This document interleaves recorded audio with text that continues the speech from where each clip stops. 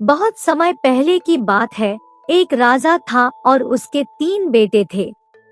राजा बहुत ही बूढ़ा हो गया था और वह यही चाह रहा था कि कोई उसके गद्दी को संभाल ले।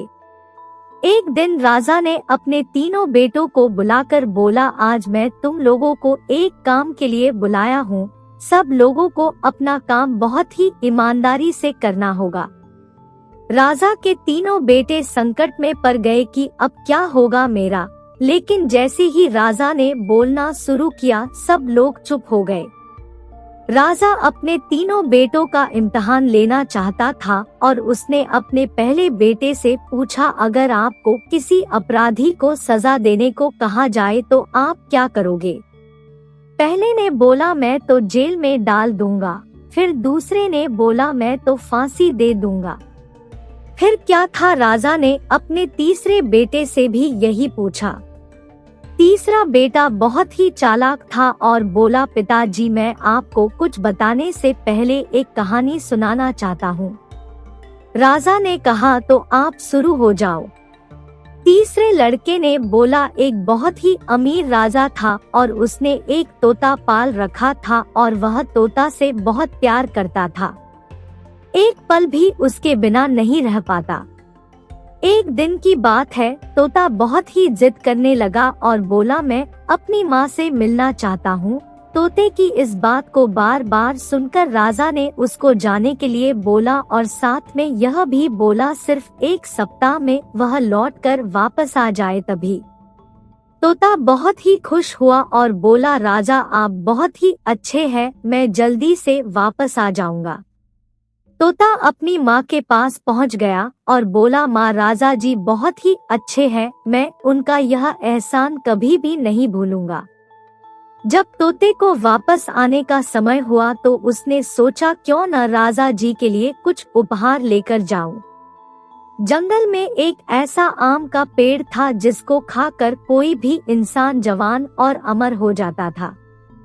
उसने सोचा, क्यों न मैं राजा जी के लिए यही लेकर जाऊं। तोता जब वह फल लेकर लौट रहा था तब रास्ते में काफी रात हो गई और वह फल को नीचे रखकर सो गया। जब वह सो गया तो एक सांप ने उस आम को खा लिया और वह आम जहरीला हो गया।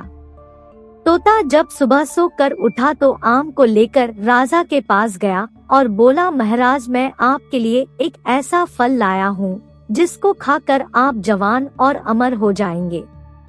राजा ने अपने मंत्री को बुलाया और बोला, पहले इस फल को अपने पालतू कुत्ते को थोड़ा खिलाकर देखो। कुत्ता जैसे ही उस फल को खाया वह मर गया। यह देख राजा को गुस्सा आ गया और उसने तोते की बात सुने बिना ही उसका सर काट दिया और राजा ने उस फल को बाहर फेंकवा दिया। समय बीतता गया और एक दिन उस फल से एक पेड़ तैयार हो गया। जब राजा को इस बात का पता चला तो राजा ने सबसे बोला, वह पेड़ जहरीला है और कोई भी इसका फल नहीं खाएगा। राजा की इस बात को सुनकर कोई भी उस पेड़ के पास भी नहीं जाता था। एक दिन एक बूढ़ा आदमी जो कि उस पेड़ के बारे में बिल्कुल भी नहीं जानता था, वह उस पेड़ के फल को खा लिया और देखते ही देखते वह जवान हो गया और उसने यह बात राजा को बताई और इस बार राजा ने फिर वही किया और इस बार राजा के दरबार का मंत्री जवान और अमर हो गया। अब क्या था, राजा अपने तोते को याद करके रोने लगा और उसको बहुत ही अफसोस होने लगा।